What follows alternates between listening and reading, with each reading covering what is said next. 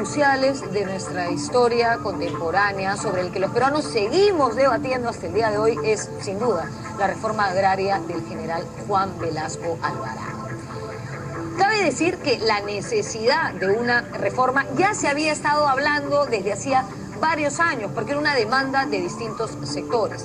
De hecho, el presidente Belaúnde intentó hacer una reforma agraria, pero tropezó con varios obstáculos, entre ellos el Congreso, y al final terminó por hacer una reforma bastante tímida, podríamos decir.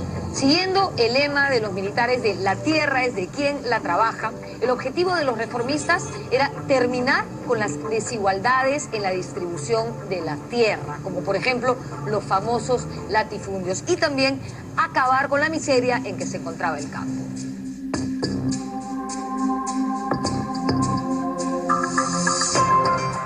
El gran propietario tiene una hacienda enorme en la sierra, sobre todo. Una parcela se la da al campesino para que la cultive, y el campesino, a cambio de eso, le da la mitad de lo que produce o trabaja en la tierra del señor, y el señor no le paga nada. Entonces, y además no puede salir de sus tierras porque el propietario es dueño de las tierras y de hombres, entonces no es libre, está sometido a eso, ¿no? Y el pobre campesino, digamos, es un hombre, ¿no?, que es discriminado, que se siente inferior.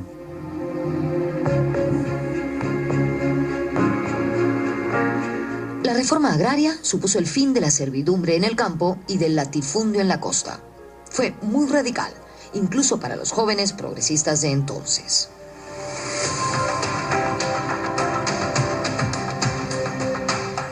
O sea, yo nunca esperé, por ejemplo, que los militares fueran, tomaran la IPC, votaran a los gringos y dijeran, bueno, esto es nuestro. O que fueran y sacaran a la oligarquía de sus grandes haciendas, ¿no? Y dijeran, esto es para los trabajadores. O en las grandes haciendas serranas dijeran, se acabó la servidumbre, no hay más siervos, todos son libres, independientes, todos son ciudadanos, se acabó. Ni Cuba hizo una reforma agraria tan radical como la hizo Velasco.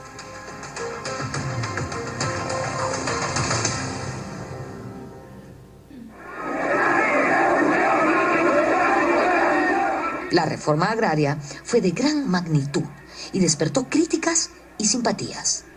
Vista de lejos, podría ser objeto de varios comentarios.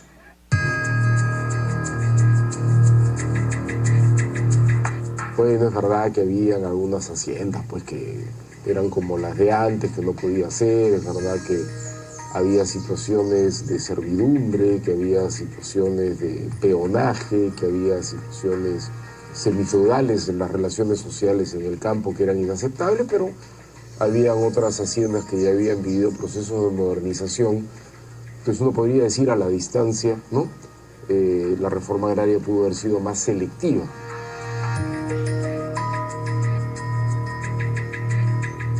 El campesinado lo que quería era la economía parcelaria. A mí que me den una parcela, a él que le den otra, a ti la tercera, pero cada uno con la suya. Una economía familiar. Ese era el ideal del campesino. Y Velasco no le parecía. Velasco le parecía que proceder al reparto individual de la tierra iba a llevar a una baja de la productividad.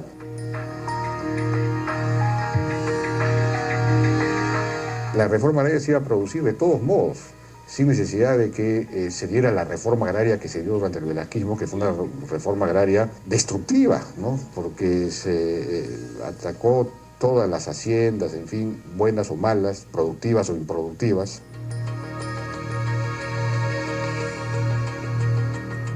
Para iniciar la reforma se eligió el 24 de junio de 1969, fecha en la que se celebraba el Día del Indio, que se convirtió en Día del Campesino. Se comenzó por expropiar las haciendas azucareras de la costa. Las tierras de la costa y de la sierra pasaron a manos de los trabajadores y no se parcelaron, sino que se convirtieron en cooperativas. Ese tema de la reforma agraria es muy complejo y muy controvertido. No queremos ser reduccionistas con esto, ni mucho menos, pero existieron varias razones por las que la reforma agraria no tuvo el alcance que pudo haber tenido. Entre ellas, por ejemplo, la falta de tecnología moderna, la falta de acceso a créditos, la falta de experiencia de los campesinos para gestionar y, por supuesto, también la corrupción.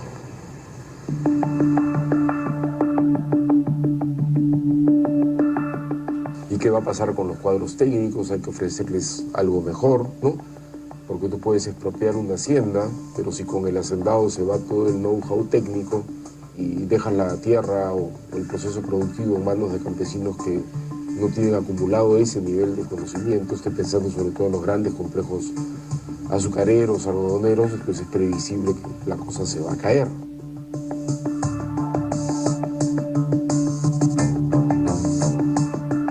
La gente cree en la propiedad privada, pues no cree en los coljoses, en la propiedad colectiva. Funcionan las cooperativas para lo que es servicios, para la comercialización, para la asistencia técnica, pero no para la producción, ¿no? Ni siquiera en las comunidades campesinas hay producción colectiva. La producción en las comunidades campesinas siempre ha sido, incluso en la época de los incas o antes de los incas, familiar.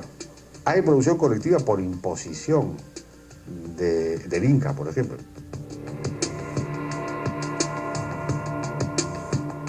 Las medidas del gobierno necesitaban de una maquinaria de difusión que acompañe mítines, campañas y que tenga recordación en la gente. Con ese objetivo, se formó un equipo compuesto por artistas, poetas, comunicadores, fotógrafos y diseñadores gráficos, cuyo trabajo sería difundido a través del Cinamos.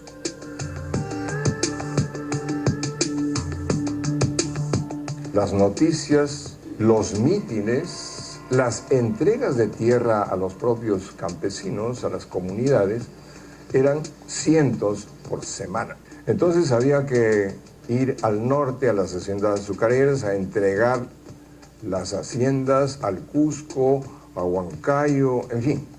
Las comunidades tenían una agenda muy tupida de eventos y de mítines para recibir las titulaciones.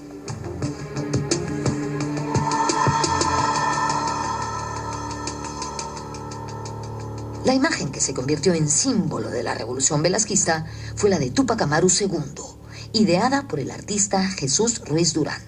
Él se inspiró en una ilustración que vio en un antiguo libro de su padre.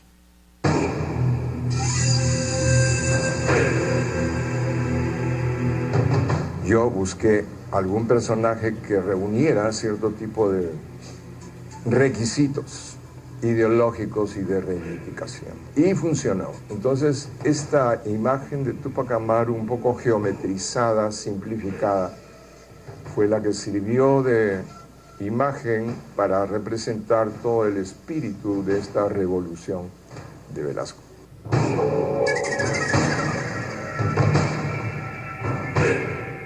Ruiz Durán y otros diseñadores fueron quienes dotaron de una peculiar estética a los afiches velasquistas, estética que se conoce como el pop achorado.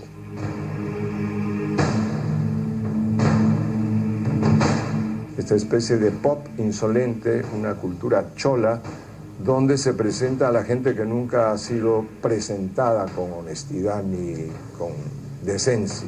Los campesinos, la gente que siempre ha estado como invisible, de repente ha estado presentada en primer plano, sin los acostumbrados clichés de la derrota y de la tristeza que son. Es gente contenta, alegre, vital, con ganas de seguir viviendo dignamente.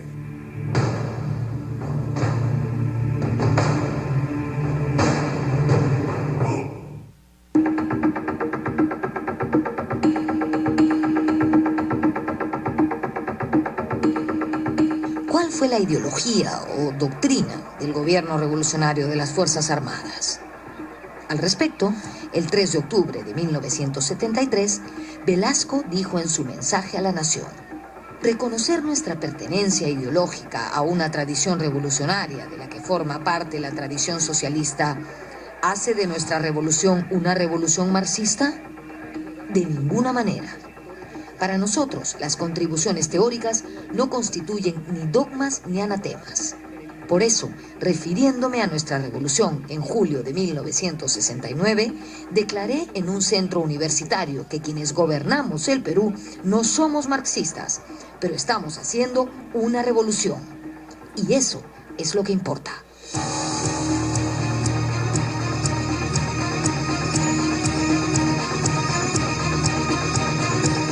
Fue un gobierno nacionalista, militar, revolucionario. Hubo muchos en América Latina, el general Perón en Argentina, Getúlio Vargas en el Brasil, el general Lázaro Cárdenas en México. En esa época habían también ejemplos internacionales fuera de América Latina, Nasser en Egipto, y en fin, había todo un movimiento denominado de los no alineados, y ese movimiento de los no alineados fue la apuesta estratégica de Velasco.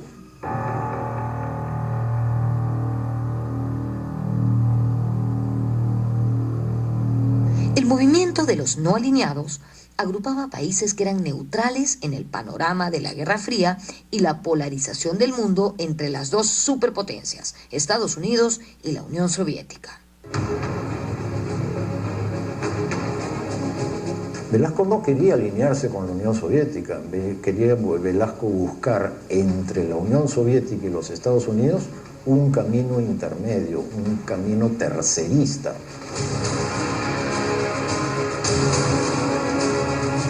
En ese contexto, Estados Unidos dejó de venderle armas al Perú. Entonces, nuestro país entabló relaciones diplomáticas con las naciones del bloque soviético, China, Cuba y la Unión de Repúblicas Socialistas Soviéticas. Las estatizaciones y las relaciones comerciales y de asistencia militar soviética hicieron pensar en un viraje socialista. Lo cierto es que por primera vez en su historia republicana, el Perú tuvo una política exterior independiente de los centros de poder. En tiempos de Velasco, lógicamente, las Fuerzas Armadas estuvieron muy bien equipadas. Por ello, hasta el día de hoy, se desliza el rumor de que Velasco quiso atacar Chile y recuperar Arica y Tarapacá. Hugo Neira conversó con el mismo Velasco poco antes de morir y esto fue lo que le dijo. Presidente, le digo, ¿qué hubiera pasado si hubiese habido la guerra con Chile? Era verdad que usted la preparaba. Mira, hijo, me dice, tú tienes que entender que a estos chilenos nunca más los vamos a encontrar en la situación que estaba. Por primera vez nosotros tenemos mejores aviones, teníamos tanques, habíamos estudiado bien un ataque como los israelitas en el Sinaí, los habíamos agarrado con los pantalones abajo.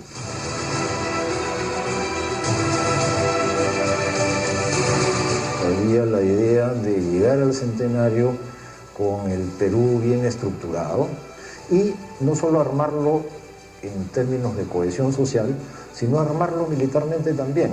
Entonces Velasco empieza una serie de compras de armas en la Unión Soviética para que el ejército peruano llegue al 79 en condición de fuerza.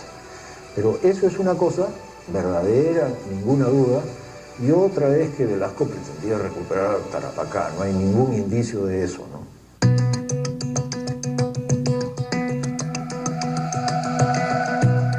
En 1971 se creó el SINAMOS, Sistema Nacional de Apoyo a la Movilización Social.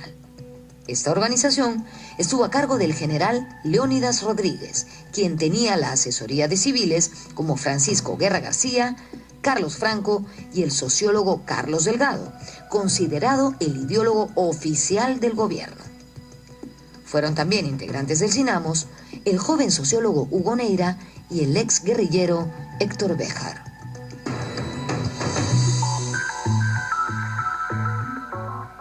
A los militares la noción partidos políticos les suena pues a algo ajeno a ellos. Entonces Velasco no quiere formar un partido, pero sigue necesitando apoyo popular. Entonces se crea un organismo estatal, el SINAMOS, cuyo nombre pues era Sistema Nacional de Apoyo a la Movilización Social, pero el acrónimo era lo importante, ¿no? SINAMOS, SINAMOS.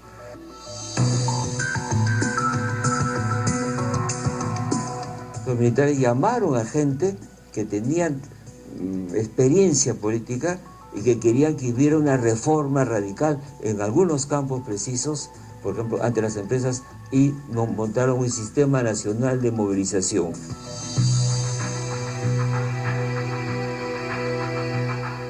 El SINAMOS debía procurar la participación plena del pueblo en todas las acciones revolucionarias. A través del Sinamos, el pueblo, la gente de los barrios marginales, debería adquirir conciencia acerca de la política del gobierno. Sus funciones abarcaban la difusión y propaganda de las reformas.